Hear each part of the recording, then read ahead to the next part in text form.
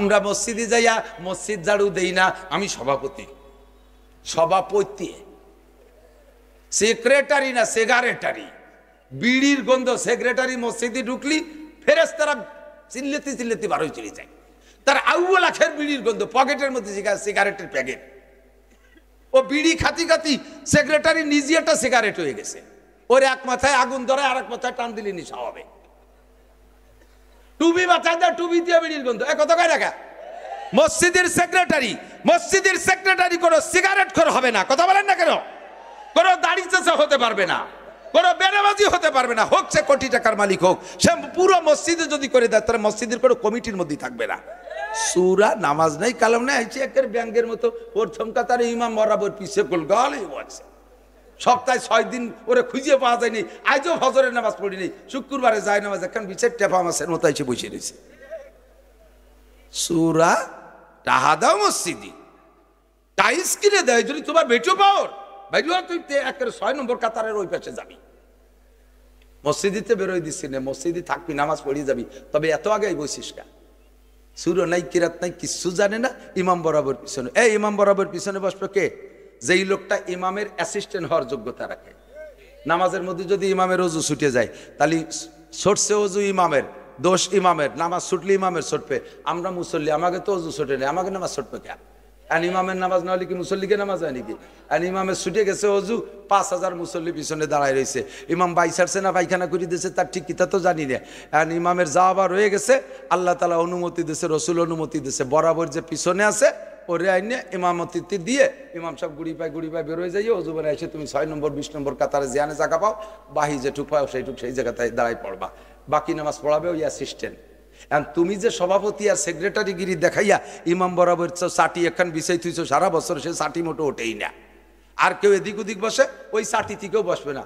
কেউ যদি বসে ঠেলে ওটা সভাপতি ষাটি, ওটা সেক্রেটারির ষাটি, বাজাই দিয়ে ষাটি বিষয় থুইছে। তো তুমি তো তোমার ভিতরে যে অবস্থা, তোমার ভিতরে তো জাল খেয়াও দিলে টালিপ বেরোয় না, বুমা মারলে একটা পা বেরোয় না, তুমিও জায়গা বইছো কেন? ইমাম সাহেবের যদি মসজিদি 2 রাকাতের পরে 22 ছুটে যায়, আর যদি তোমার টাইনি ওই জায়গা দাঁড় করে দিয়ে ইমাম বেরোয় যায়, তোমার কি ছুটবে না জানো? তুমি দিবে না আগিয়ে, ও তো ভাগিয়ে যাচ্ছে, তুই দিবি আগিয়ে। তুই ওই জায়গা দাঁড়াতে গেছিস কেন? রাগ যেন করেন না। রাগ হচ্ছেন নাকি? একটু রাগ হন, রাগ অলিপারা ওই উল্টো পাল্টা আর করবেন না। রাগই বলে হয় না। আমি তো রাগ আনার চেষ্টা করি, দুমসা কেবান কেবাই, যাতে ওই জায়গা ওই আদামিয়ে বাদামিয়ে না যায়। ও দোস্ত, ইন্দ্রাজয়া মসজিদ ঝাড়ু দেয় না, আমি সভাপতি। ঝাঁটা হাতে নিলে প্রেস্টিজ ডাউন হয়, সেক্রেটারি ডাউন হয়, চেয়ারম্যানের ডাউন হয়, মেম্বারের ডাউন হয়, এমপির ডাউন হয়, মন্ত্রীর ডাউন হয়। রমজান মাসে মসজিদে এতেকাফে এই যত মন্ত্রী ছিল, যে সরকারেরই মন্ত্রী থাকুক, মসজিদের ইমাম সাহেব যদি কোনো মন্ত্রী কয়, মন্ত্রী মহোদয় এবছর তো রমজানে এতেকাফের লোক পাচ্ছি না, এবার আপনি বসেন। ইমামের চাকরি থাকবে? কমন সেন্স নাই, ননসেন্স মৌলবী। হ্যাঁ, আমি যদি এতেকাফে বসি তাহলে আমার উম্মতের কি উপায় হবে? আমি একটা মন্ত্রণালয় চালাই, আমি এমপি, আমার সিটের জনগণের কি উপায় হবে? আমি যদি এতেকাফে 10 দিন বসে থাকি, জাতির কি উপায় হবে? আল্লাহ কয়, মন্ত্রী তুমি, তোমার রমজান লাগবে না, তুমি ছাড়া দেশ চলে না, না চলে আমি দেখাই ছেড়ে দেই। রমজানের 6 মাস আগে তোরে বিনি রমজানে এতেকাফে বসাই দেব, দেখ দেশ চলে না, না চলে। বসাই দেছে না কথাক্ষণ? যাকে যাকে মন্ত্রী জেলখানায়। এখন কি দুনিয়া অসাল হয়ে গেছে নাকি? আমরা খাচ্ছি না, ঘুম পড়তেছি না, আমাকে সাল মেয়ে কম আসছে, মন্ত্রী নাই বলে ছেলে মেয়ে আসে নাই নাকি? তুই যদি সময় মতো রমজানে এতেকাফে বসতি, তাহলে ওয়ার সময় জেলখানার মধ্যে এতেকাফ করা লাগতো না, ঠিক কিনা? ফাতেবির ইয়া উলিল আবসার কইতেছি আর খুশি ঠেকতেছে বিএনপি আর জামাত আর আমরা অন্য দল যারা করি, যে আমলিগির মন্ত্রীকে কছে। সব দলের শিক্ষাটা এখান থেকে। ফাতাবির ইয়া উলিল আবসার, এমন বিচার আল্লাহ তাআলা সব দলরে, ফখরুদ্দিনের আমলে উভয় দলরে এতেকাফে বসাই দিয়েছিল। মনে আছে না? কথা বলেন, মনে আছে না? এ কাজগুলো সব হুজুর করবে।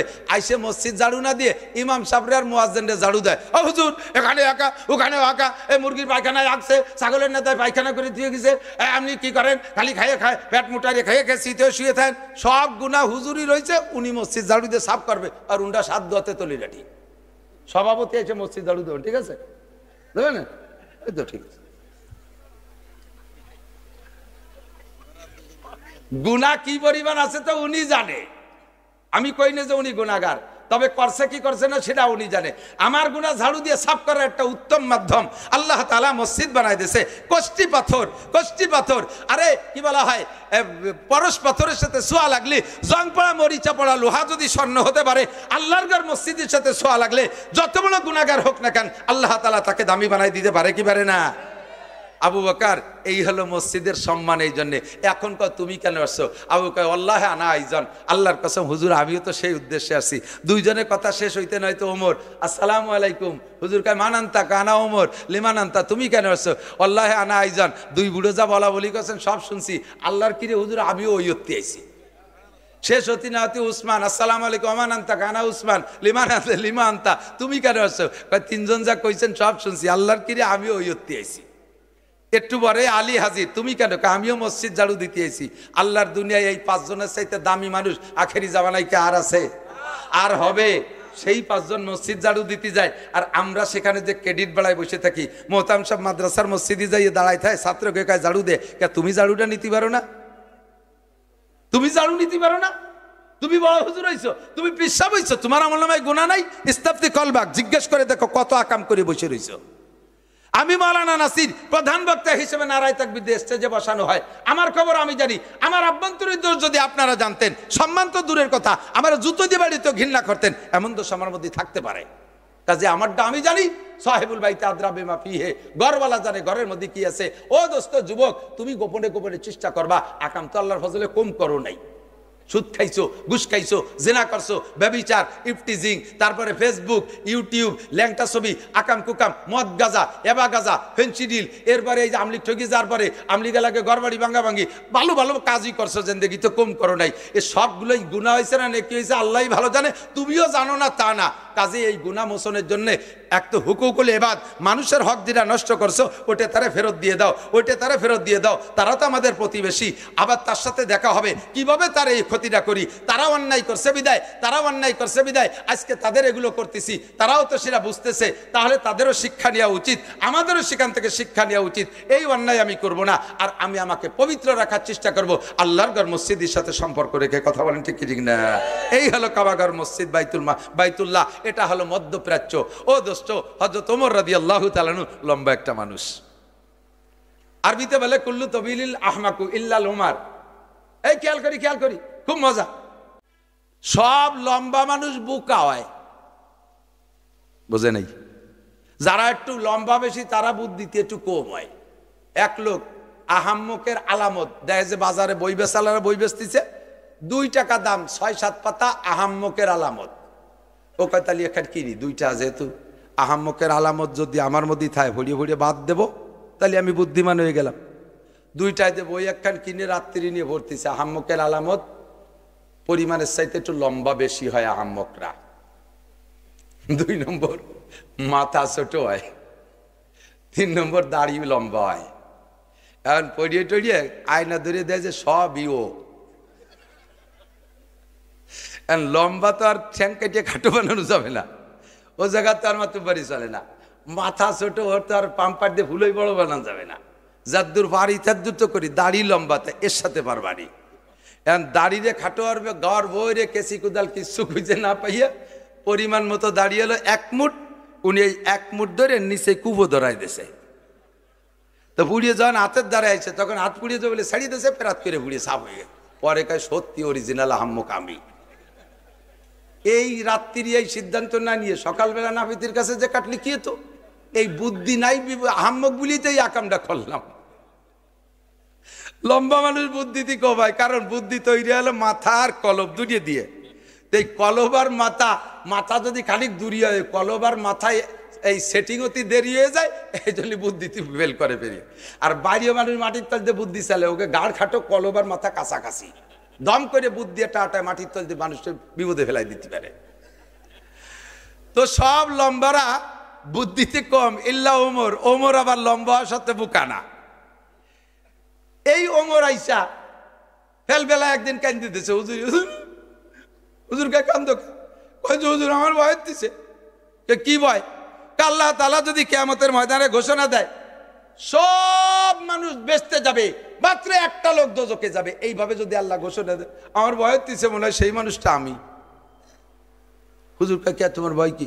কয় হুজুর যত সাহাবা এখানে আপনার সাহাবা হয়েছে আমি জানি তো হুজুর, কেউ আপনার মাথা কাটতে যাই নেই, আমি 100 উটির লোভে আপনার কল্লা কাটতে গেছিলাম, আল্লাহ যদি সেইটা মাফ না করে তাহলে ওইগুলিতে আমি শেষ, আমি মরে যাবো হুজুর, আমার একটা মানুষ দোজকে গেলে আমি যাব।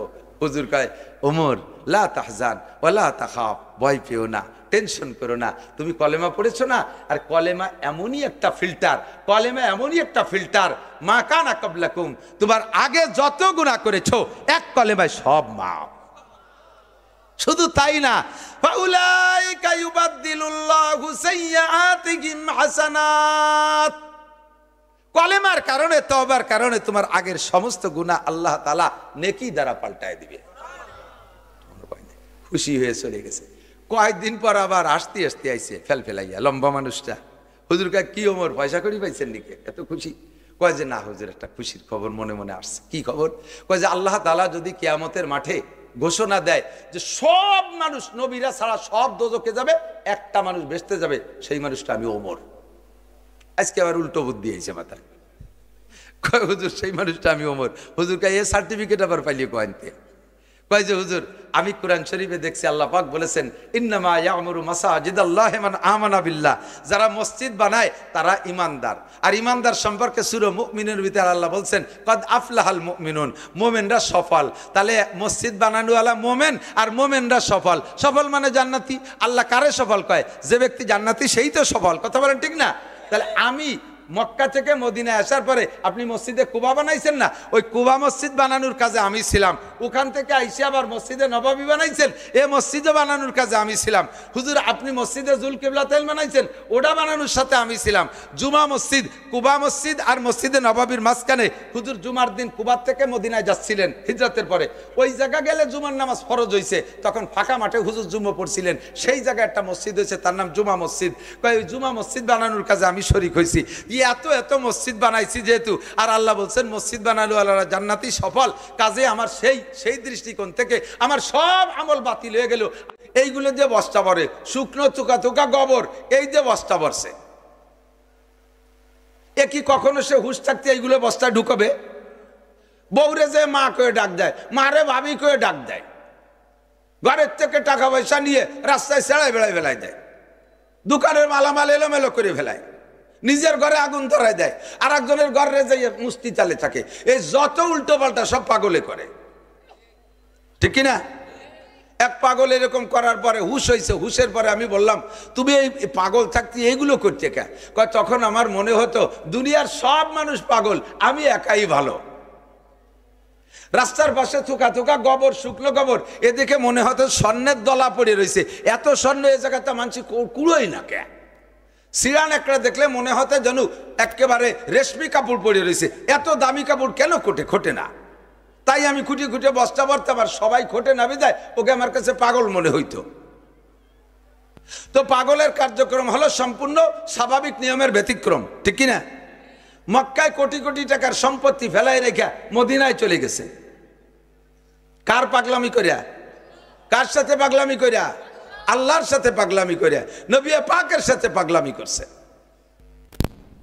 সিদ্দিক আকবর আবু বকরের বাড়ি যারা হাজী সাহেব গিয়েছেন অবশ্যই দেখেছেন, এখন বিরাট মার্কেট এবং হোটেল। 1 বিঘে জায়গা হবে। এই 1 বিঘে জায়গার পর মক্কায় একেবারে কাবাগরের পাশে মসজিদে হেরেমের সাথে লাগা আমার আন্দাজে দক্ষিণ দিক, মিসফালা রোডে ঢুকতে ডান পাশে। এই জায়গাটা হযরত আবু বকরের, বড় ব্যবসায়ী মানুষ ছিলেন, আল্লাহর প্রেমে পাগল হইয়া, নবী পাকের প্রেমে পাগল হইয়া এই জায়গা ফেলাই রেখা, ব্যবসা বাণিজ্য সব ফেলে রেখে একেবারে শূন্য হাতে সামান্য কয়েকটা টাকা ছিল কাছে, তাই নিয়ে নবী পাকের সাথে চলে গেছে। মেয়েরাও রয়ে গেছে বাড়ি, স্ত্রী বাড়ি রয়ে গেছে, সব ফেলাই থুইয়া চলে গেছে। এ পাগল ছাড়া আর কিছু?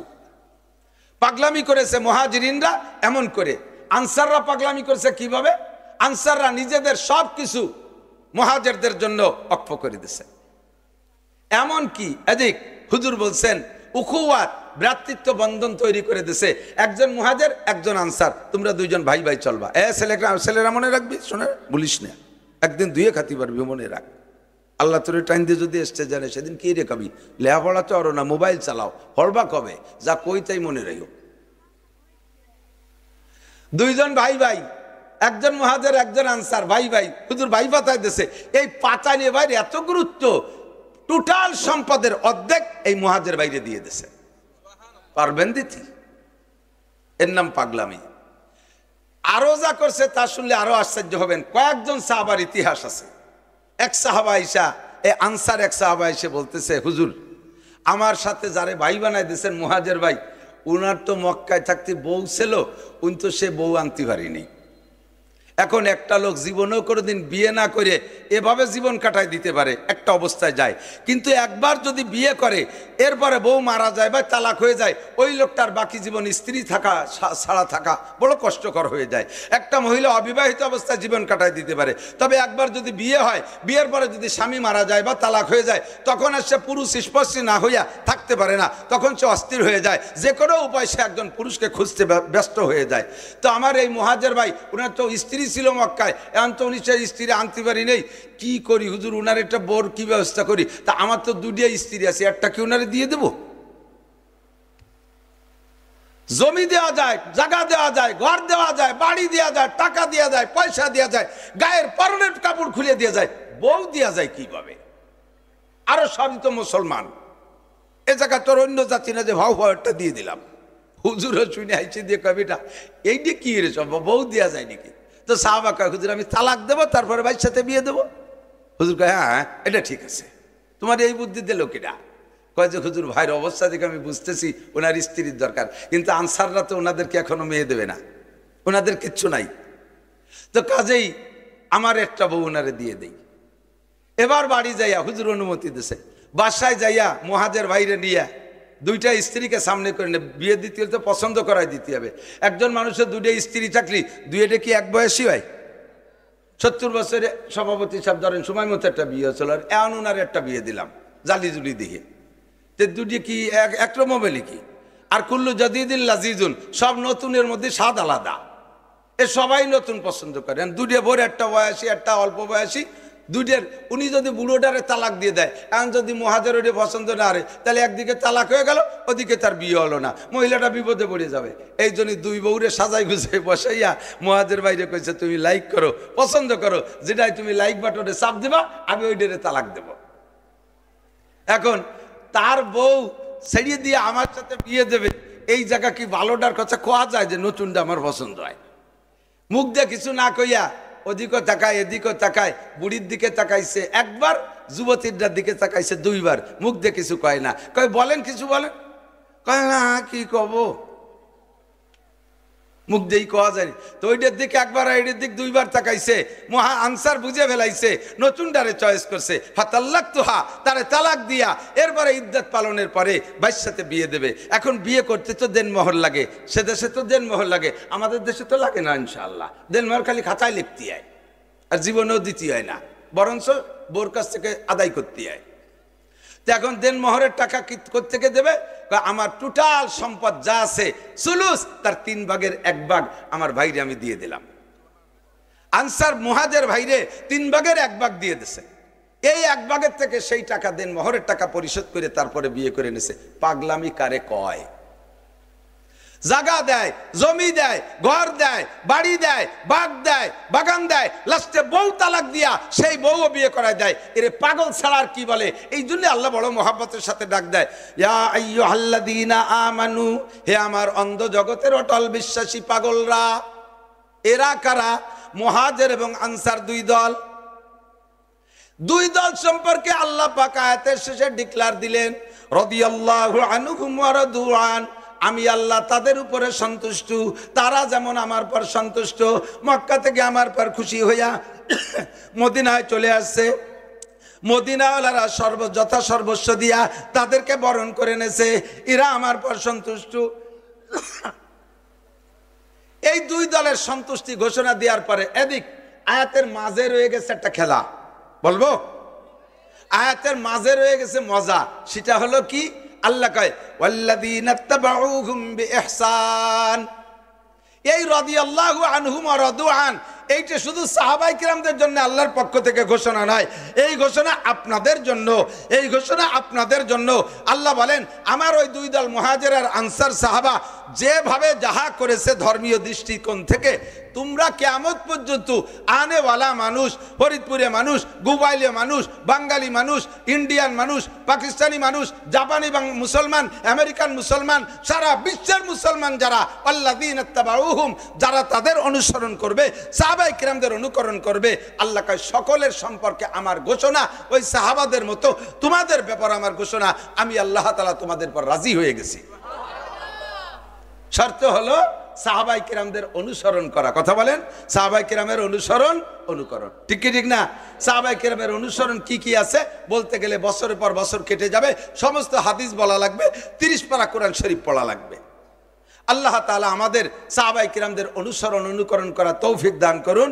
সেই হাদিসটা আবারও বলি, হযরত আব্বাস রাদিয়াল্লাহু তাআলা আনহুর সাথে হুজুর বলেন যারা এরকম মজলিসের ভিতরে বসতে বললে বসে পড়বে, তাদের মিল হবে কার সাথে?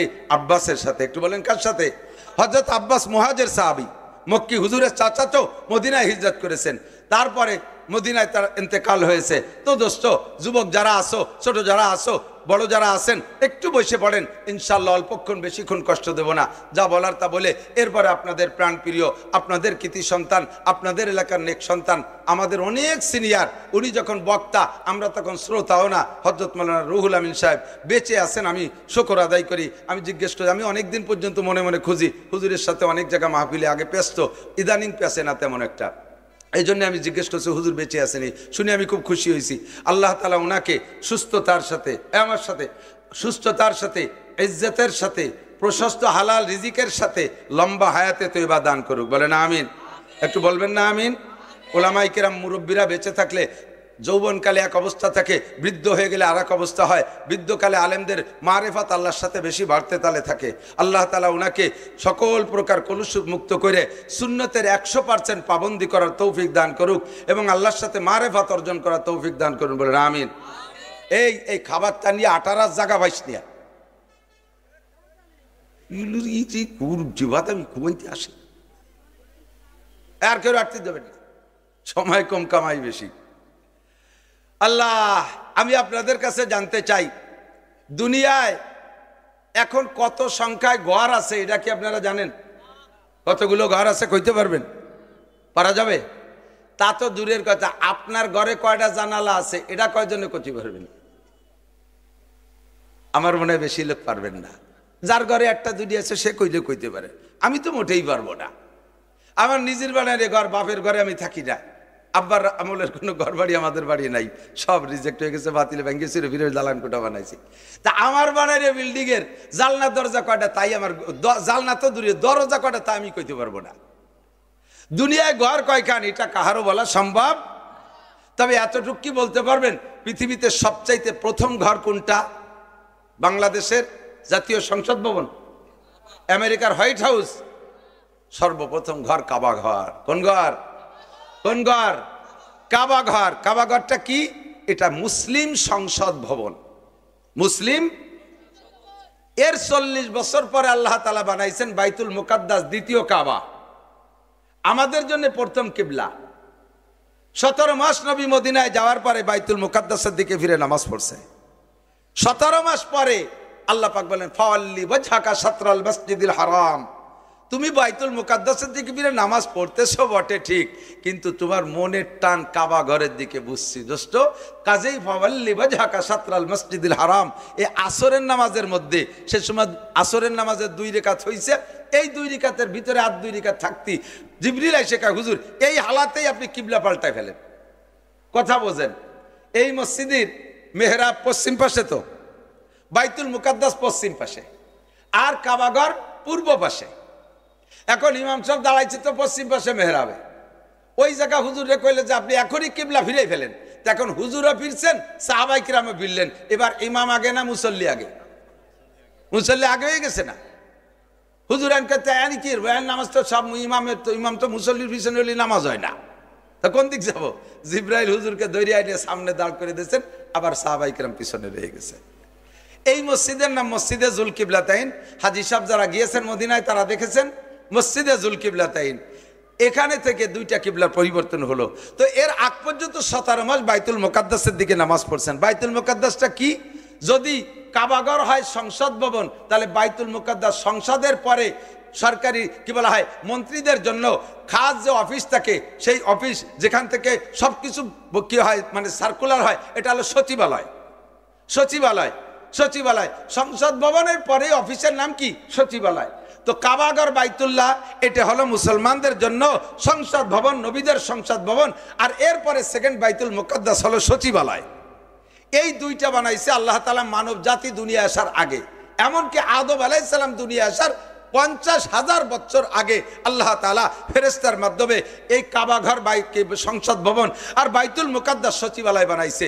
প্রমাণ করতে চাইছে এটাই যে এই দোস্ত সংসদ ভবন আর সচিবালয় এত জরুরি, এত গুরুত্বপূর্ণ, এত দামি, এত মূল্যবান, এত ইম্পর্টেন্ট, এত ভেরি ভেরি ইম্পর্টেন্ট যে ভোটার আসার আগে, রাজা আসার আগে, প্রধানমন্ত্রী আসার আগে, প্রাইম মিনিস্টার আসার আগে আল্লাহ তাআলা তাদের জন্য অফিস বানায় রাখছে। কতক্ষণ? আল্লাহ তাআলা সর্বপ্রথম ঘর বানাইছে কাবা ঘর। আল্লাহ নিজেই বলেন, ইন্না আউওয়ালা বাইতি উযিআ লিন-নাসি লাল্লাযী বিবাক্কাতা মুবারাকান ওয়া হুদাল লিল আলামিন।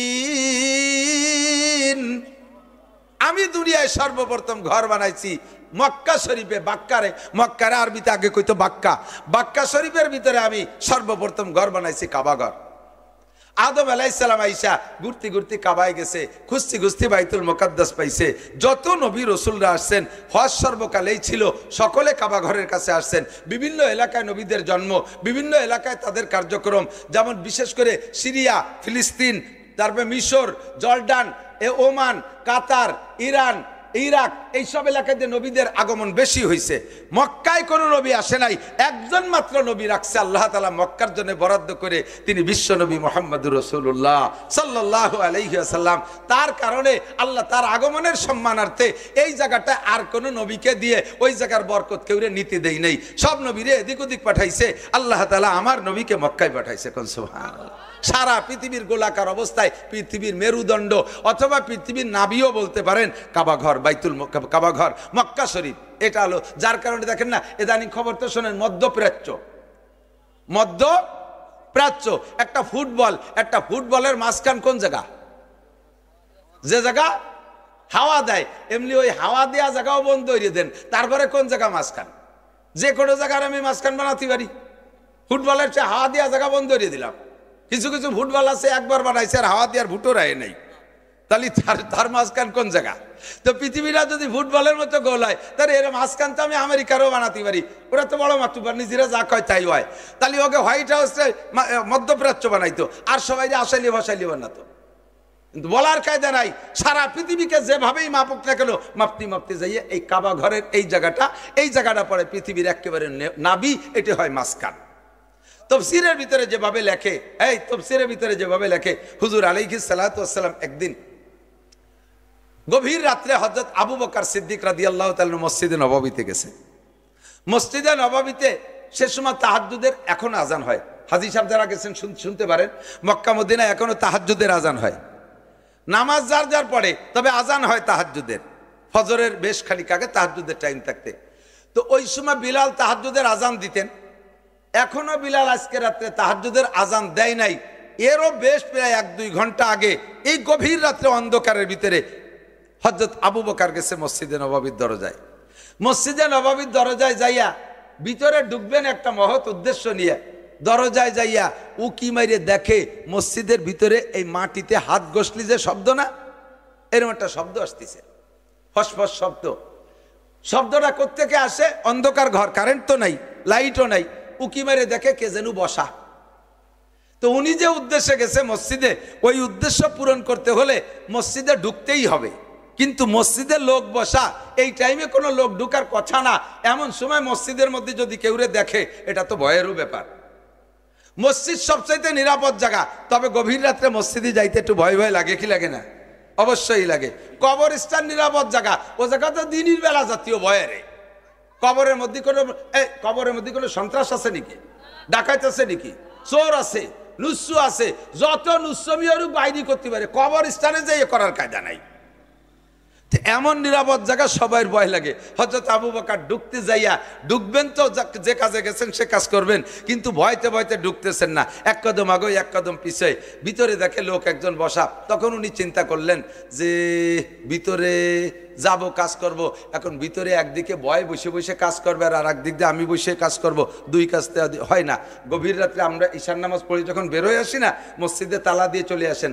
এরপরে গভীর রাত্রে তালা দেন আর না দেন, গভীর রাত্রে যদি আপনি মসজিদে যান, যাইয়েই দম করে ঢুকে পড়বেন না।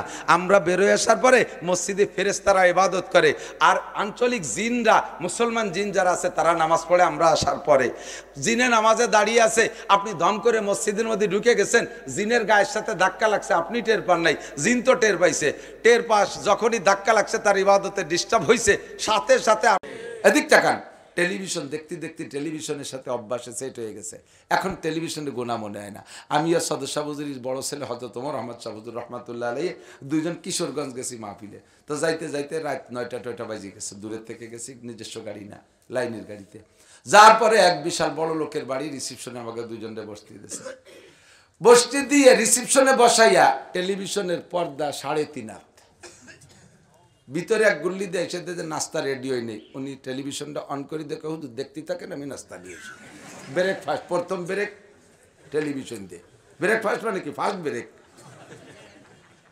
ঢুকেই আমাকে দুইজনের টেলিভিশন দেখতে বসাই দিয়ে গেছে। হুজুর আমি আজকে কি ওয়াজ করবার, প্রথম দুই হুজুরের টেলিভিশন। হুজুর তো ঘুমটা মুড়িতে রয়েছে, আমি লজ্জায় কি করবো বুঝতে পারতেছি না। তা তালা সালাতিও দিয়ে যাবে না, বন্ধ হতে দিয়ে যাবে না। পরে হুজুর কাছে যাদের নারী কোহানে ডুয়োন ওসে টেনি উঠে গেল। তো যে প্লাগ জারে ডুয়ে দিয়া ও সুইচ বুইচ চিনি ওইটা ধরে টেনি গুলি এলাই দিছি। বাড়িওয়ালা তো দেখতে দেখতে তার স্বভাবের সাথে সেট হয়ে গেছে। টেলিভিশনে যে গুণা, এটা সে মনে করে না, মনে করে আমরা যেমন দেখি হুজুর ওইরকম দেহ। সব জায়গা নামাজ যদি এর ভিতরে সেট হয়ে যায়, এদিক তাকান। রোজার নাম রাখো, হজের নাম করো। বলেন রোজা, রোজা, হজ, যাকাত দাও, নামাজ পড়ার আরবি হলো ইকরা। অথচ কোরআন শরীফে যত জায়গা নামাজের কথা আছে, ইকরাউস সালাত কোন জায়গা নাই। নামাজের সাথে আছে আকিমু, কায়েম করো। কায়েম করার মানে হলো বাস্তবায়ন করো। কায়েম করার মানে কি? খেয়াল করেন, কায়েম করার মানে নামাজের একটা বাস্তবতা আছে, সেই বাস্তবতাকে বাস্তবায়ন করো। নামাজের বাস্তবতা কি? নামাজের বাস্তবতা আল্লাহ পাক বলেছেন দুইটা। একটা হলো তানহা আনিল ফাহশাই ওয়াল মুনকার, নামাজিকে সব আকাম থেকে নামাজে বাঁচায়। আরেকটা আল্লাহ বলেছেন ইন্নাল হাসানাতি ইউযহিবনাস সাইয়্যাত, নামাজি ব্যক্তিকে নামাজে তার জীবনে সব গুনাহ মুইসা সাফ করে দেয়। নামাজি ব্যক্তির আমলনামাকে নামাজে পরিষ্কার করে ধুয়ে মুছে সাফ করে দেয়। ইন্নাল হাসানাত জামা মুআন্নাস সালেম, সব নেক কাজের স্বভাব হলো ইউযহিবনাস সাইয়্যাত, নেক কাজে গুনাহগুলো মুছে নষ্ট করে দেয়, গুনাহ সাফ করে দেয়। আল্লাহ বলেছেন এইটা। আর নামাজের ক্রিয়া, নামাজের বাস্তব, আমাদের অধিক নামাজের বাস্তবতা, নামাজের রেজাল্ট। নবী পাক বলেন মানে হাফাজা আলাস সালাওয়াত আকরামাহুল্লাহু বিখামসি খিসাল, যে ব্যক্তি নিয়মতান্ত্রিক 5 ওয়াক্ত নামাজ পড়ে, আল্লাহ তাআলা তাকে 5টি পুরস্কার দান করে। 1 নম্বরে ইউরফা আনহু যিকুল আইশ, নামাজি ব্যক্তির দুনিয়ায় কোনোদিনও অভাব হবে না। রাজা অভাবে পড়তে পারে, শিল্পপতি অভাবে পড়ে যেতে পারে, আকিস সাহেবের সম্পদ শেষ হয়ে যেতে পারে, আর ওই সালমানের রহমানের সব শেষ হয়ে যেতে পারে, বাংলাদেশের সব ধনীদের সম্পদ শেষ হয়ে যেতে পারে, 1000 বিঘা জমির মালিকের জমি শেষ হয়ে যেতে পারে। নামাজি ব্যক্তির ভাতের অভাব হবে না, নামাজি ব্যক্তির অভাব হবে না। বিশ্ব নবী বলেছেন আল্লাহর আল্লাহ থেকে যাই না। 1 নম্বরে ইরফান গুজিকুল আইশ, 2 নম্বরে আদাবুল কবর, নামাজি ব্যক্তির কবর আযাব হবে না। 3 নম্বরে ইউতিহিল্লাহু কিতাবাহু বিয়ামিনিহি, নামাজি ব্যক্তির ডান হাতে হাসরের মাঠে আমলনামা দেওয়া হবে। 4 নম্বরে ওয়া ইয়াবুরু আলা সিরাতিকাল বাক, নামাজি ব্যক্তি 30,000 বছরের পথ পুলসিরাত। আরে বন্ধু, জীবন ভরে শুনেছেন, একটু অন্তর দিয়ে শোনেন, চুলের চাইতে চিকন আর হীরার চাইতে ধার, ধরার জন্য কোনো বাঁশ নাই। পায়ের নিচেরটা দুর্বল হলে, ধর্নাটা শক্ত হলে কোনো মতে ঝুলতে ঝুলতে হলেও পাশে চলে যেতে পারবো। ওদিকে ধর্না বলতে কিছু নাই। পায়ের নিচে চুলের চাইতে চিকন, হীরার চাইতে ধার, 30,000 বছরের পথ পুলসিরাত। এই নামাজি ব্যক্তি বিদ্যুৎ গতিতে পার হয়ে চলে যাবে। পুলসিরাত পার হওয়ার পরে বিশাল ফাঁকা মাঠ। বেস্টে খুঁজে পাচ্ছেন না, আপনার বেস্টে কোন দিক রাস্তাঘাট পাচ্ছেন না, ও জায়গা করে ট্রাফিক লাইটে তার কাছে শুনে যাবেন। এমন দুশ্চিন্তায় পড়া লাগবে না। নবী পাক বলেন, ওয়ায়াদখুলুল জান্নাতা বিগাইরি হিসাব, নামাজি ব্যক্তি বিনা হিসাবে জান্নাতি। আল্লাহু আকবার। নামাজের ফলাফল দুইটা। কয়টা? মনে রাখেন, একটা হলে এক হাদিসের মধ্যে যে 5টা আছে, 5টা মিলে একটা হাদিসের বর্ণনা হিসেবে বলছি। আর একটা হলো আল্লাহ পাক নিজেই বলেন, নামাজি ব্যক্তিকে নামাজে সব অন্যায় থেকে ফিরায়। এই দুইটা জায়গা যদি আপনার, দুইটা রেজাল্ট যদি আপনি পান, তাহলে বুঝবেন যে নামাজ প্রতিষ্ঠিত হয়েছে। এবার এই নামাজ সম্পর্কে আল্লাহ বলেন, আকিমুস সালাত, নামাজ প্রতিষ্ঠিত করো, কায়েম করো। এই নামাজটা আপনার ব্যক্তিগত বডির ভিতরে আগে কায়েম করেন, আগে আপনার বডির মধ্যে কায়েম করেন। নামাজ যদি আপনার চোখের মধ্যে কায়েম হয়ে যায়, খেয়াল করে না, নামাজ যদি আপনার চোখের মধ্যে কায়েম হয়, তাহলে আপনার চোখ দিয়ে কোনোদিন টেলিভিশন দেখতে পারবেন না, আপনার চোখ দিয়ে ফেসবুক আর ইউটিউবের ল্যাংটা ছবি দেখতে পারবেন না, আপনার চোখ কোনো পরনারীর দিকে তাকাবে না, পরের সুন্দর দালান কোঠা, গাড়ি বাড়ি, জায়গা জমি দেখে আপনার চোখের মধ্যে লোভ আসবে না। এই নামাজ আপনার চোখের মধ্যে কায়েম হলে সব জায়গা থেকে আপনার চোখকে কন্ট্রোল করবে।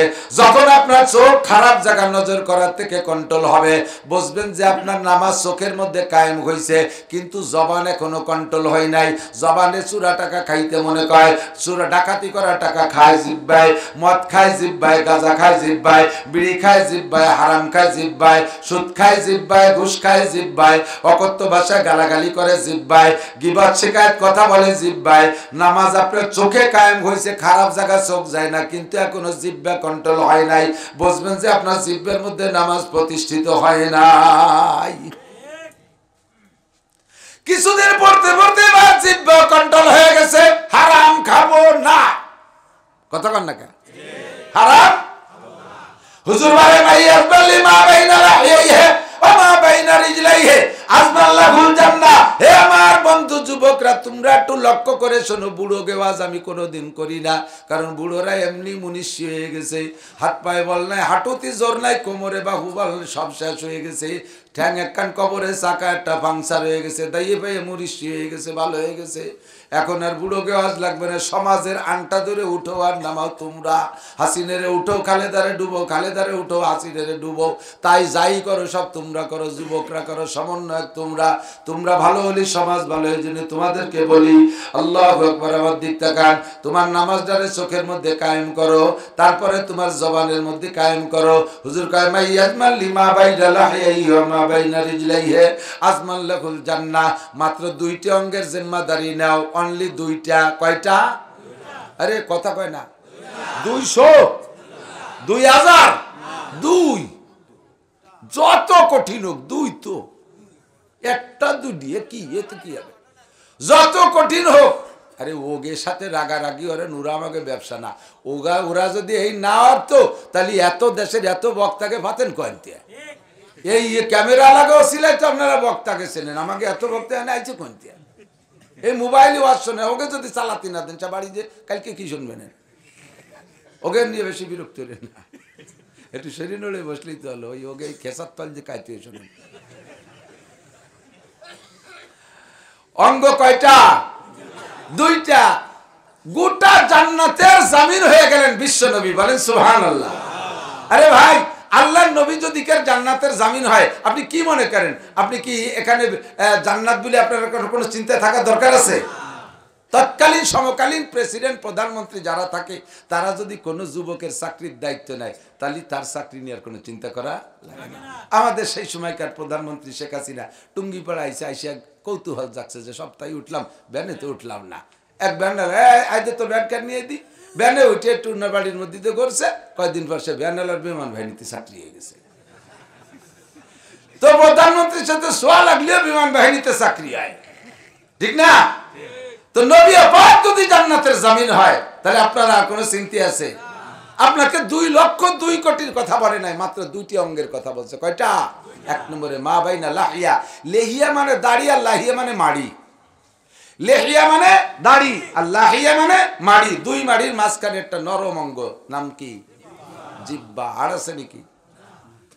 জিহ্বায় আড় নাই কে? এই হাতের মধ্যে আড় আছে, সব জায়গায় আছে, কানেও কিন্তু আড় না, এটা বকরুম বকরুম পাবে, মলমড়িয়ে আড়ও না গোস্তও না, সব জায়গায় আড় আছে, জিহ্বায় আড় নাই কে? কাজবারায়ে নরম গুপ্তন সুজ্জাবাবে উস্তকা গুপ্ত গুয়েলা মুলায়েম নিস্তকারে আকেলা।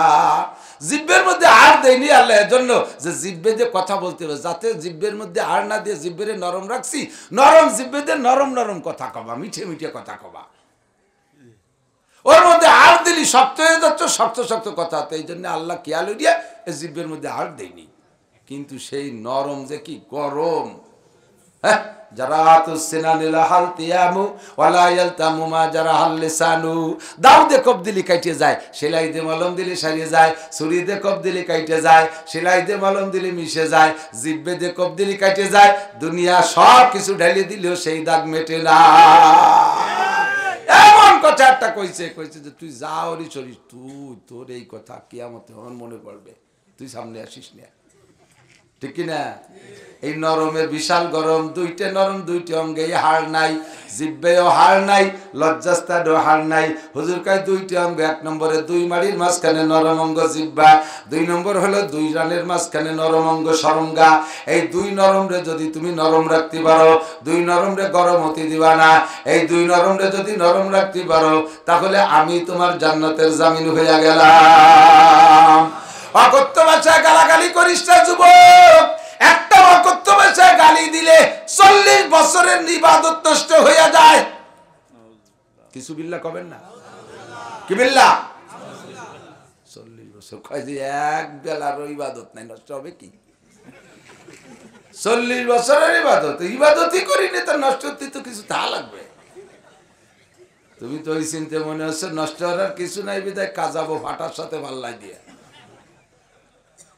তুমি ও কথা নিশ্চিন্তে বসে থেকো না, 40 বছরের ইবাদত নাই, নষ্ট হতে পারবে না। নষ্ট হলে যে পরিমাণ ক্ষতি হয়, সম পরিমাণ গুনাহ দিয়ে তোমার আমলনামা ভরিয়ে দেবে, এক এক গালিতি। মালিকের কাছে ব্যবস্থা আছে না নাই? জিহ্বের মালিক কে? আপনি তো বলবেন না, স্বীকার করবেন আল্লাহকে। আলাম না যে আল্লাহু আইনাইন ওয়া লিসানা ওয়া শাফাতাইন, তোর দুটো চোখকে আমি দেই নাই, তোর আব্বা মা দিয়েছে। তোর জিহ্বাকে আমি, তোর জিহ্বার ঠোঁটকে আমি দেই নাই, আমি আল্লাহই দিয়েছি, তোর আব্বা মা দেয়নি। তা আমার দেওয়া অঙ্গরে তোর ইচ্ছে মতো ব্যবহার করিস কে? ওর মধ্যে একটু নামাজ রে কায়েম কর, জিহ্বার মধ্যে নামাজ রে কায়েম কর, চোখের মধ্যে নামাজ রে কায়েম কর, তাহলে দেখবি তুই নামাজের ফলাফল পাবি। নামাজের ফলাফল কি? রিজিকের অভাব হবে না, আর সব গুনার কাছ থেকে ফিরে আসা যাবে। কথা ঠিক ঠিক। আল্লাহু আকবার। মাইয়াজমাল লিমা বাইনা লাহিয়াইহি। আজকে থেকে কয়েকজন মানুষ একটু প্রতিজ্ঞা করেন, যারা কাজাকাজি করেন না তারা করেন। আর আরে ভাই কেন কাজাকাজি করবো কেন? রাগ আপনি হন, হুজুররাও কি রাগ হয় না? হ্যাঁ, তা হুজুররা তো রাগ যে কোনোভাবে তো হজম করিয়ে ফেলতেছে, কাজায় না তো, আপনি কাজান কে?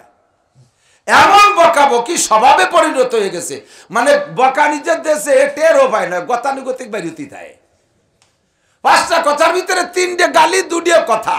এ কাজাইস কে? কখন কাজাইছি, মানে ওটার সেট হয়ে গেছে, হিতে ঘুরতি তালে আছে, আসতেই তালে আছে। প্রত্যেকটা জিনিস এরকমই। ইবাদত যখন স্বভাবের সাথে সেট হয়ে যায় তখন ইবাদত করতে কষ্ট হয় না। গুনাহ যখন স্বভাবের সাথে সেট হয়ে যায় তখন গুনারে গুনাহ মনে হয় না। কতক্ষণ এদিক তাকান, টেলিভিশন দেখতে দেখতে টেলিভিশনের সাথে অভ্যাসে সেট হয়ে গেছে, এখন টেলিভিশনে গুনাহ মনে হয় না।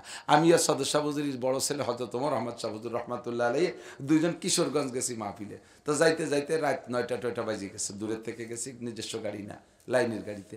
যার পরে এক বিশাল বড় লোকের বাড়ি রিসিপশনে আমাকে দুজনে বসতে দিয়েছে। বসতে দিয়ে রিসিপশনে বসাইয়া টেলিভিশনের পর্দা 3.5 হাত, ভিতরে এক গুল্লি দিয়ে এসে যে নাস্তা রেডি হয় নেই, উনি টেলিভিশনটা অন করে দেখে হুজুর দেখতে থাকেন, আমি নাস্তা দিয়েছি। ব্রেকফাস্ট, প্রথম ব্রেক টেলিভিশন দিয়ে। ব্রেকফাস্ট মানে কি? First break. ঢুকেই আমাকে দুজনের টেলিভিশন দেখতে বসায় দিয়ে গেছে। হুজুর কামি আজকে কি ওয়াজ করবারে, প্রথম দুই হুজুরের টেলিভিশন। হুজুর তো ঘুমটা মুড়িতে রয়েছে, আমি লজ্জায় কি করবো বুঝতে পারতেছি না। তা তালা সালাতিও দিছে পাই না, বন্ধ হতে দিছে পাই না। পরে হুজুর কাছে যাদের নারী কোহানে ডুয়োন ওসে টেনি উঠে গেল। তো যে প্লাক্সারে ডুয়ে দিয়া ও সুইচ বুইচ চিনি ওইটা ধরে টেনি গুলি এলাই দিছে। বাড়িওয়ালা তো দেখতে দেখতে তার স্বভাবের সাথে সেট হয়ে গেছে। টেলিভিশনে যে গুণা এটা সে মনে করে না, মনে করে আমরা যেমন দেখি হুজুর ওইরকম দেহ। ওর বন্ধু বান্ধবদেরকে আনি ওইরকম ব্রেক করায় ওই জায়গা, আমাকে দিয়ে ব্রেক করাইছে। এরকমই সব জায়গা দেখবেন। একজন আলেমের স্ত্রী কখনো একজন দিনদার মানুষের স্ত্রী রাস্তায় বিনা বোরকায় যাইতে পারবে? পারবে? একজন আলেমের বাড়ি বেড়াতে যাবেন, জীবনে কোনোদিন হুজুরের বউরে দিয়ে হুজুর বলবেন না যে আমার এই যে বন্ধু আলেমরা আছে তুমি খানা পরিবেশন করো। টেবিলি দস্তারখানা বসাই দিয়ে হুজুর বউরে দিয়ে মাইয়েরে দিয়ে এই খানা পরিবেশনে দেবে? অথচ জেনারেল পাবলিকের বাড়ি গেলে বন্ধু বান্ধবদেরকে বসাই দিয়ে উনি বুড়ো ঠাউর ওই জায়গা চেয়ারে শীতে রয়েছে, বউরে আর মাইয়েরে কাছে তোমরা খানা পরিবেশন করে, আর সব আমার ক্লোজ ফ্রেন্ড। এই ক্লোজ ফ্রেন্ডকে নাম লাগাই দিচ্ছে বউরে আর মাইয়ের দিয়ে খেদমত করতে। কয়েকদিন পরে ক্লোজ ফ্রেন্ড কয়েকজন ওর বোর আর ওর মাইয়ের ক্লোজ ফ্রেন্ড হয়ে গেছে, ওটা আদাড়ে রাটি হয়ে গেছে। আমি দুদি মিশে গেছে, আদাড়ে রাটি আদাড়ে চলে গেছে। এইভাবে অভ্যাস হয়ে গেছে যখন, তখন আমরা হুজুররাও কোনো বাড়ি গেলি ও লোক এসে কা হুজুর আপনার বাবি একটু আপনার সাথে মুসাফা করবে। এ দাতালটা কি অনেক তুলে চুতিয়া করে দিদি, বাবি আমার সাথে মুসাফা করবে। গুনাহ যখন স্বভাবের সাথে সেট হয়ে যায় তখন গুনারে গুনাহ মনে হয় না। নেকির কাজও যখন স্বভাবের সাথে সেট হয়ে যায় তখন নেকির কাজ করতে কোনো কষ্ট হয় না। সেম কোয়ালিটি অফ মোটরসাইকেল চালানো, এদিক তাকান। মোটরসাইকেল যারা চালান এখন ভালো চালান, শুরু করছেন যে সময় সে সময় মোটরসাইকেল চালাইতে গেলে সব কিছু একটা মনে হইয়ে করা লাগছে না? এখন ক্লাস করতে হবে, এখন ব্রেক করতে হবে, এখন গিয়ার দিতে হবে, তারপরে উল্টো পাল্টা হয়ে যায়, ক্লাস করতে যে ব্রেক চাপা হয়ে যায়, গিয়ার দিতে যে ব্যাকে গিয়ার পড়ে যায়, এরকম হয় না? সিগন্যাল লাইট জ্বালাতে যে হরেন বাজি ওঠে, এটা ওটা কত যাবে একটা মনে হইয়ে করা লাগছে। যখন চালাইতে চালাইতে 2 বছর চালাই একবার ইজি হয়ে গেছে, এখন আর কোনোটা মনে করা লাগে না। মোবাইলের সাথে কান বাদাই দে কায় তো এই কেউ প্যারালাইসিসের রুগী পঙ্গু এ প্রতিবন্ধী এটা কাটছে, মোটর সাইকেল চালাচ্ছে, ওর ভিতরে হরেন দিয়া, ওর ভিতরে গিয়ার করা, ওদিকে কথা হচ্ছে কিন্তু ফোনে লাখ লাখ কোটি কোটি টাকার ব্যবসা আছে, এই পাইতে কায় তুইয়া এর ফাঁকে মোটর সাইকেলের কোনোটা মনে করা লাগতেছে না, অনায়াসে হইতে তালে আছে। শরিয়াত যখন তবিয়ত বান যায়গা, শরিয়াত যখন আপনার স্বভাবের সাথে সেট হয়ে যাবে তখন আপনার কোনোটাই কষ্ট হবে না। দাড়ি রাখলেও বিরক্ত লাগবে না, টুপি বললেও লজ্জা করবে না, জুব্বা বললেও খারাপ লাগবে না, পাগড়ি বললেও গরম ঠেকবে না, মেসাক করতে গেলে ইজ্জত যাবে না, দস্তরখান বিছে খানা খাইলে আপনার সম্মান যাবে না। কতক্ষণ? আর যখন যতক্ষণ পর্যন্ত অভ্যাসে পরিণত হবে, সেই অভ্যাসে পরিণত না হবে ততক্ষণ পর্যন্ত আপনার সুন্নতে আমল করতে গেলে খালি লজ্জা লজ্জা। বড় একটা জামা গায়ে দিয়ে দাড়ি চাচা মানুষ জুব্বা একটা বড়াই দিয়ে পাগড়ি বেঁধে দিয়ে লজ্জাতে বাইরে পারতে যায় না। কি এই রে বন্ধু মহলে যাবে, এই জুব্বা গাই দিয়ে কি রে যাবো, ঠিক না?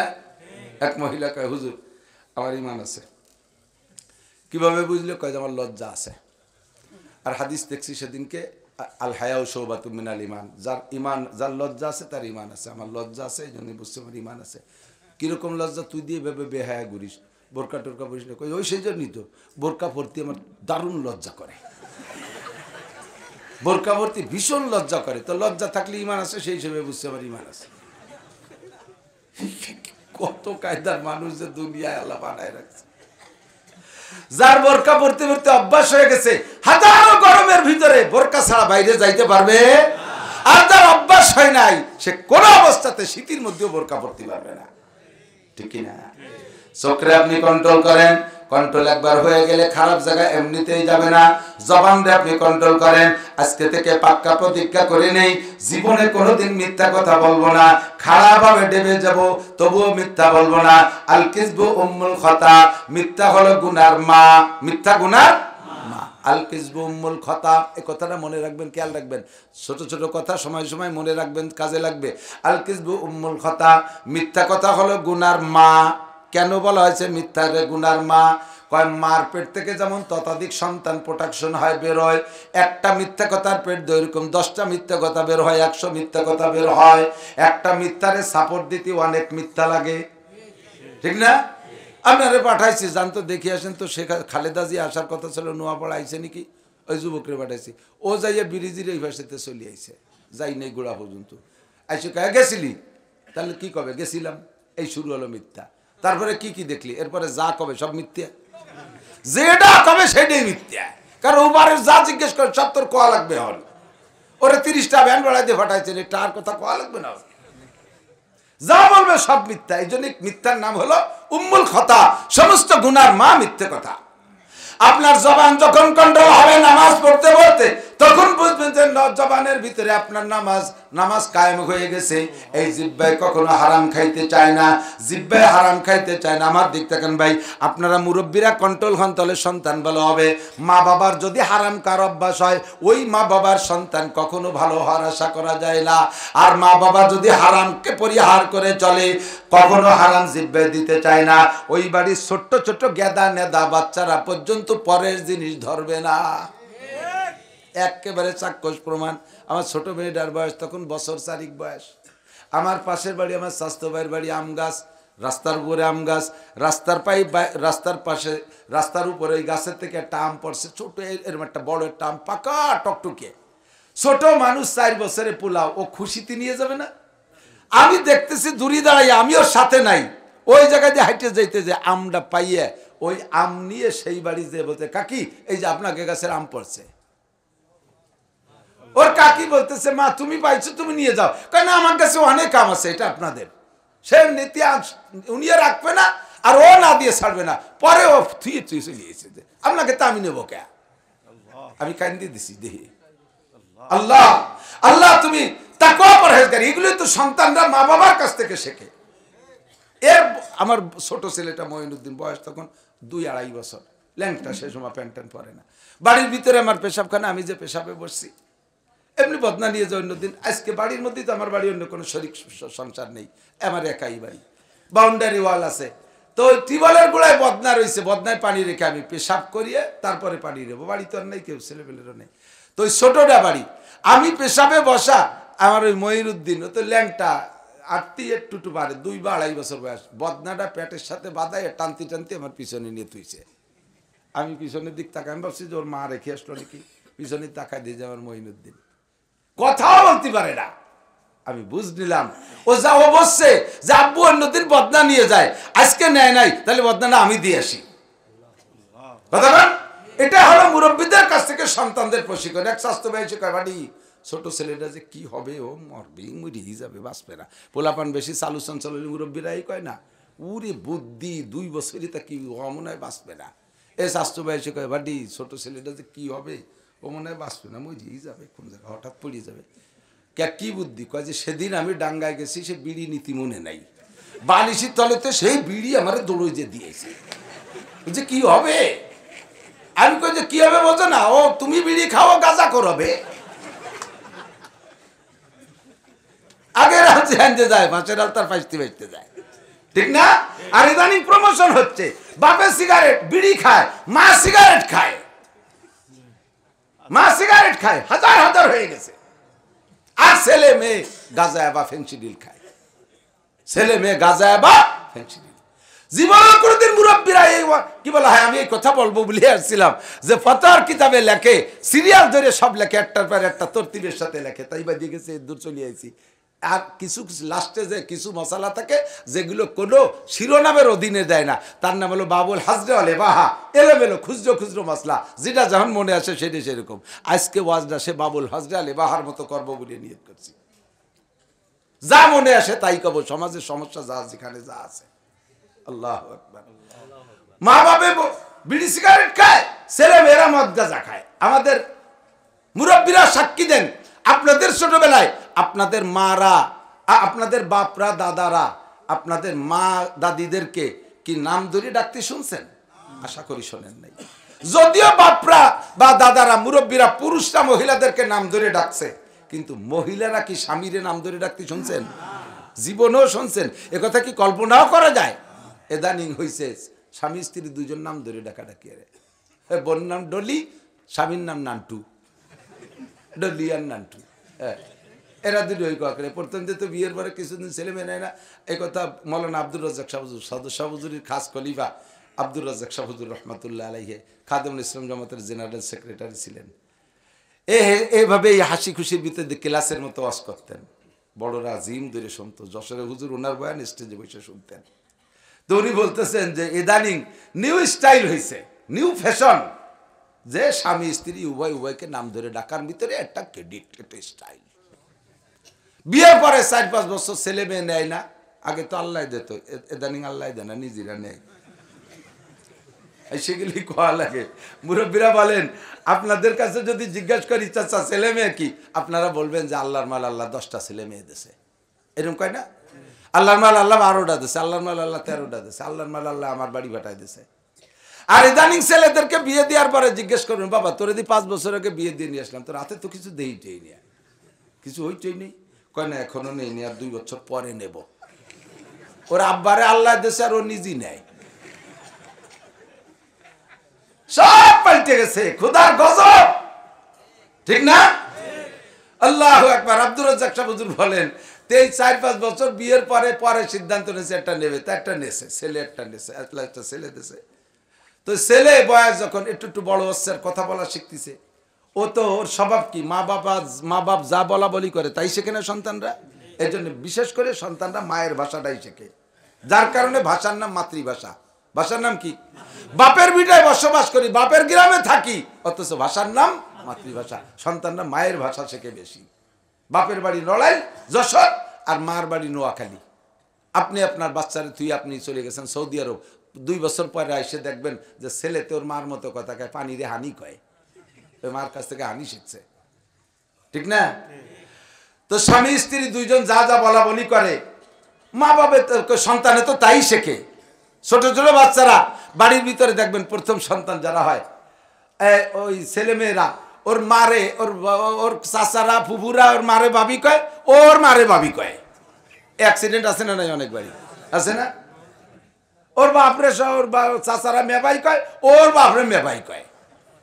তো স্বামী স্ত্রী দুইজনে একে অপরের নাম ধরে ডাকে, নান্টু আর ডলি। ছেলেও একটু বড় হইয়ে কথা বসা ফুটতিছে, মা বাপরে আব্বা মা কয় না, নান্টু কয়ে ডাহে, ডলি কয়ে দেয়। বাড়ির মধ্যে ডাহে ডাহে, বাইরে যখন মার্কেটে যায় সে সময় মারে কয় ডলি, বাপরে কয় নান্টু। লজ্জাতে দুই দিয়ে খুন হয়ে যাচ্ছে, কি হলো, কোন গজবে পড়লাম। এখন বাড়ি এসে দুইজন মুজাকারায় বসছে। মুজাকারা আছে না, তবলিগা লাগে বিগত কারগুজারি আলোচনার নাম হলো মুজাকারা। মার্কেটে যাইয়া যা হইছে এর মুজাকারায় বসে বলতেছে যে কি এটা বেইজ্জতি কৌদি, ওরা তো আমার কাছ থেকেই শিখছে, এখন ওকে এই ভাষা পাল্টানোর উপায় কি? তো মহিলাকে তো বুদ্ধি একটু বেশি, আসানো বুদ্ধি কয়, কিছুদিন আমাকে কষ্ট করা লাগবে, পরেও ঠিক হয়ে গেলে আমরাও ঠিক হয়ে যাবো। তুমি কিছুদিন আমার মা কথি তাও, আমি তোমার আব্বা বলতে চাই, ও শুনে শিহুক, পরে আমরা জায়গায় চলে যাবো। দরকার না। तन्हा शुद्धार दार पुंबा कुजाने हम एक दिले मन सदारे जू दिल कुजाने हम।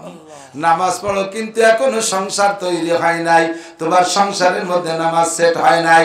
আরে নামাজ পড়ো এখনো শরমগা কন্ট্রোল হয় নাই, তোমার লজ্জাস্থানের ভিতরে নামাজ কায়েম হয় নাই।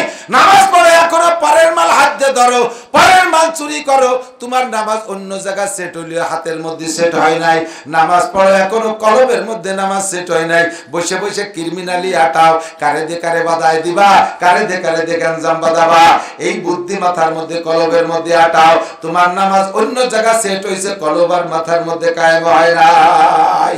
নামাজ তোমারে কন্ট্রোল করছে, তোমার চোখ ভালো করছে, মুখ ভালো করছে, হাত ভালো করছে, শরমগা ভালো করছে, পেট ভালো করছে, জিহ্বা ভালো করছে, পোশাক বানাই দিছে, মাথায় টুপি পাগড়ি ধরাই দিছে, সবই নামাজের বদৌলতে হইছে। এখন আপনি একা একা পারফেক্ট হয়ে গেছেন, আপনার একার বডির মধ্যে নামাজ কায়েম হইছে, কিন্তু বাড়ির কেউ নামাজ পড়ে না, বাড়ির কেউ শরীয়ত মানে না। আপনার নামাজ আপনার একার মধ্যে কায়েম হয়েছে, কিন্তু পরিবারের মধ্যে কায়েম হয় নাই। এবার আপনার একা কায়েম করলে চলবে না। আল্লাহ পাক বলেন কু আনফুসাকুম ওয়া আহলিকুম নারা, কু আনফুসাকুম ওয়া আহলিকুম নারা, আগে নিজে বাঁচো, বাঁচার কুল্লুকুম মাসউলুন আন রাইয়াতিহি। আল্লাহ নবী বলেন তোমরা সকলে রাখাল, সকলে রাখাল। যাকে যতটুকু রাখালির দায়িত্ব দেওয়া হয় তার থেকে কিয়ামতে ততটুকু রাখালি বুঝে নেওয়া হবে। রাখাল বোঝেন নাকি আমি জানি না, রাখাল বোঝেন। গরু পালতে জন্য আগে রাখাল রাখতো না বাচ্চারি করে, রাখালে গরু পালে, রাখালকে রাখালের কাছ থেকে সন্ধ্যাকালে আপনি গরুগুলো বুঝে নেন। 5টা গরু দিয়ে তোরে পাঠাইলাম, কয়টা গরু আনছিস? 4টে গরু আইনে গোয়ালি বানছেন, একটা গরু আপনি আনতে পারেন নাই। রাখাল মালিক আপনাকে কি ঘরে রাতের বেলা খাইতে দেবে?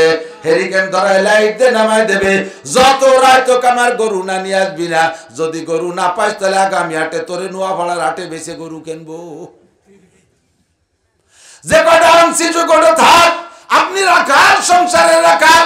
আপনি কিয়ামতে একেবারে সুন্দর সাজে গুজে ব্যাটিংটা মাথায় করে তবলিগে যান, সে ব্যাটিং সহ উঠছেন। হাদিস আছে তামুতুনা কামা তাহয়াউন ওয়া তুহশারুনা কামা তামুতুন। তোমার জীবন যাপন যেমন হবে মরণ তোমার তেমন হবে। আর মরণটা যে চেহারায় হবে, হাসরের মাঠে উঠাও সেই চেহারায় হবে। ব্যাটিং নিয়ে তবলিগি করে, তবলিগ করেন, মরণটা তবলিগি চেহারায় হবে। কিয়ামতের ময়দানে ব্যাটিং নিয়ে উঠবেন। মরণটা হয়েছে আপনার দাড়ি দুড়ি, জীবন যাপন ছিল দাড়ি টুপি পাগড়ি সহ, মরণটা হয়েছে সেইভাবে, আপনি উঠবেন সেভাবে। আপনার সব কিছু কমপ্লিট। আপনি আল্লাহর কাছে যে বলবেন আল্লাহ দেখো আমারে মানায় নাকি? আল্লাহ কয় তোরে তো খুব মানাইছে, তোর বউ ক, তোর মাইয়ে ক। কই ওগুলোর সাথে পারি উঠি নেই। শেষকালে গেছিল মেয়েটা, গেছিল শিক্ষা সফরে, হইতে ফিরে আসি নেই। আমি 3 চিল্লায় গেছিলাম, ও জীবন চিল্লায় চলে গেছে। বুড়ো সব কটারে নিয়ে আসবি বেরিও। 5টার সাইড আনছি, ওই সাইডে থাক। আর সেই ছোটটা হারাই গেছে, ওই করে তালাশ করে নিয়ে গে। ছোটটা হারাইছে, ওইটা তালাশ করে নিয়ে আয়। কুল্লুকুম রাইন ওয়া কুল্লুকুম মাসউলুন আন রাইয়াতিহি। আমি কি বলি না কু আনফুসাকুম ওয়া আলাইকুম নারা। মসজিদে যে নামাজ পড়তে যাইয়া সূরা ফাতিহা ছাড়া নামাজ হয় না। যে জায়গায় নামাজ পড়েন সূরা ফাতিহা ছাড়া নামাজ হয় না। লা সালাতা ইল্লা বিফাতিহাতিল কিতাব, তিরমিজি শরীফের হাদিস। সূরা ফাতিহা ছাড়া নামাজ হয় না।